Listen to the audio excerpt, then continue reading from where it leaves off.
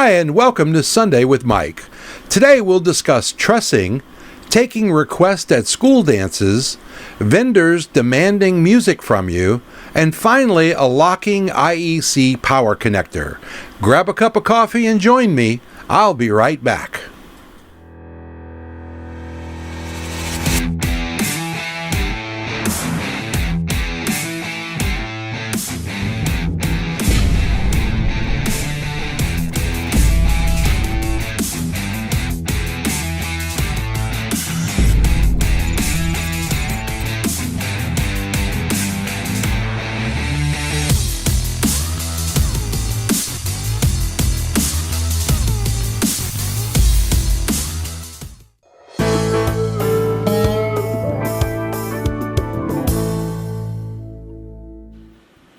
Hi, and welcome back.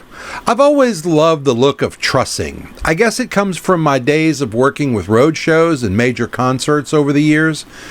But large chain motors hanging from the ceiling and then trusses suspended underneath them always gives you a feeling that something really big is about to happen. Just think about the last time that you saw a concert or watched a video of a major concert. Lots of lighting, lots of effects all up in the air.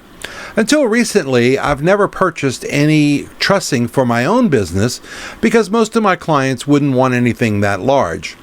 Lately, there's been a trend, though, towards a more industrial look and feel, and trussing will not only fit right in, but would enhance that look.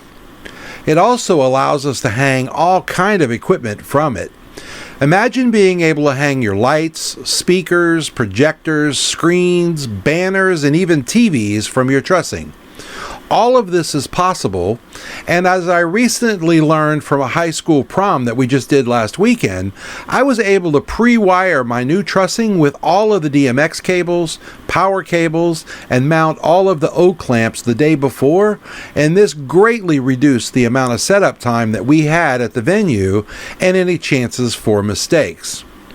Most of the trussing that you see is the natural aluminum brushed look, but I was able to purchase some used trussing recently from a local DJ, and it was all black. I really like this look much better than the aluminum look that so many of the others have. If you're interested in some lighter weight trussing, I hope you'll check out Monster Truss. It is a simple and easy to use system that worked great for us. I'll be right back.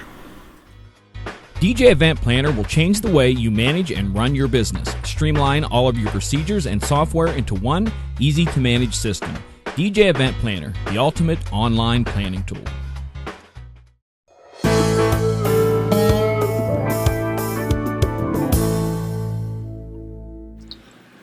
Do you struggle with taking requests at large school dances? Are you looking for a better way to handle those requests? If you said yes to my two questions, then I want you to hang out with me for a little while. I'll share a story and my absolute best solution so far. You know, there are many ways to handle requests from students at a school dance. I don't want to pretend to be an authority on this topic. In fact, I do very few of these each year. But each time I do them, I keep trying to find a better solution to my request system, and I've tried many things over the years. A few of the other DJs have tested out my current method, and they tell me that it's working well for them too, so I thought that it was time to share this idea with you. But if I don't share the journey of the problem, then you won't understand why it's a better solution. So hang in here with me for just a few minutes while I explain. I used to let the students come right up to me and talk to me during the event, request live to the DJ, etc. But as you move up to larger schools, you realize that this isn't such a great idea. There's just not enough of you to go around and be a DJ. So then I decided I would start having sheets of paper with two columns, one for artist and one for song title. The paper had lines on it, of course, and the students would take up 3 or 4 lines to write a single song.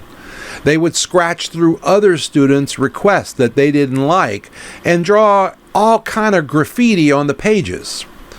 Finally, I decided to borrow an idea from karaoke, and I would use song slips. So think of a business card-sized piece of paper for each student, and they would each write their own request on their piece of paper. This idea worked much better than anything else I'd ever tried. My final addition to make this even better was to add a desk lamp to the table, put up a sign that says song request here, and then ask for a free chaperone from the school to handle everything. They would collect the song slips from the students as they fill them out, and that would keep them from deteriorating or taking or crumpling up any other student's request, and then they would hand them to the DJ as needed. If anybody walks up to the DJ, you just point towards the table and go, "The requests are over there," and it keeps the kids happy. The psychology behind this idea is simple. All of the kids have a voice and they get to request their songs, but you don't have to deal with them directly. You can focus on being a great DJ and look at their slip request whenever you have some free time. This allows you to sort through them, get a feel for the vibe of the room, and then react accordingly. I hope this idea helps you with your school dances. It's worked out great for us. I'll be right back.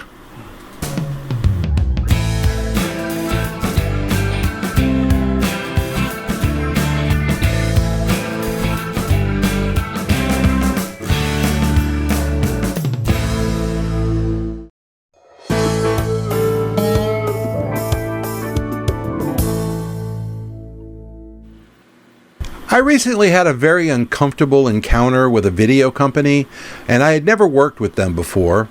As I was doing my load-in and setting up, a woman came up to me and attempted to hand me a jump drive, a little stick. And I asked her, what was this for? And she explained that her and her husband were going to video the ceremony and reception. And I said, okay, but what's the jump drive for? She proceeded to explain that as the videographer, they would need a copy of every song that I played throughout the evening for them to use in the video.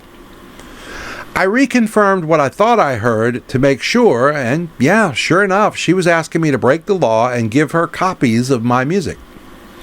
I explained that copyright laws would prevent me from helping her in this manner, and she got very upset. She kept insisting that it was for the bride and groom's video and that I had to provide this music. After explaining it to her several times in different ways, she went and got her husband. Then after explaining it to him, I get eyes rolling in sarcasm for the rest of my load-in. Once I finally got to a stopping point, I went to discuss this with the bride, who was my client, because I couldn't deal with these people anymore. Well, the videographer followed me all the way into the bridal suite and denied in front of the bride that she had requested for this music. So I don't know what this was all about, but I knew that I wasn't going to play along. I know that everyone has their own ideas of what's legal and what's not. I highly encourage you to be diligent and learn as much as you can about copyright laws and not believe everything that your friends tell you. Most people do not take the time to stop and read the 60-plus pages of legal jargon on iTunes or any other place that they buy their music from.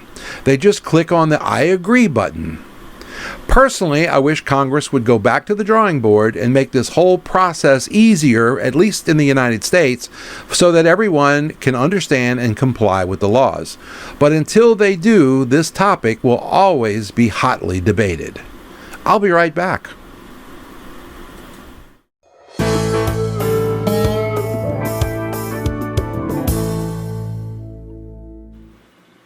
Most of today's electronics uses a power connector called an IEC power plug on fixtures and speakers. Here's what they look like, and they come in both male and female versions. I just found out recently from a fellow DJ friend of mine locally that they make a locking version of this that you can use to replace your original connector, or you could just purchase them already made up as a whole cable and you're ready to go. Here's what the locking version looks like. As you can tell, it has a little red release lever on it. On more than one occasion, I've had my power plugs wiggle loose during an event. I wasn't aware that they made this particular item and was thrilled to learn that they did, and I wanted to pass it along to you. So the next time you order some cables, add a few locking IEC cable connectors to your order so that you can take advantage of this new idea. And that's going to be my show for today, so I'll be back next week with all new topics to help you and your business. Be sure to give me your thoughts on today's show down in the comment section down below, and don't forget to give us a thumbs up if we've taught you anything new at all. If you want to get in touch with me, you can find me on Facebook, and I'll share that link down below. So until next Sunday, my name is Mike Schnauder. Be safe, and thanks for watching.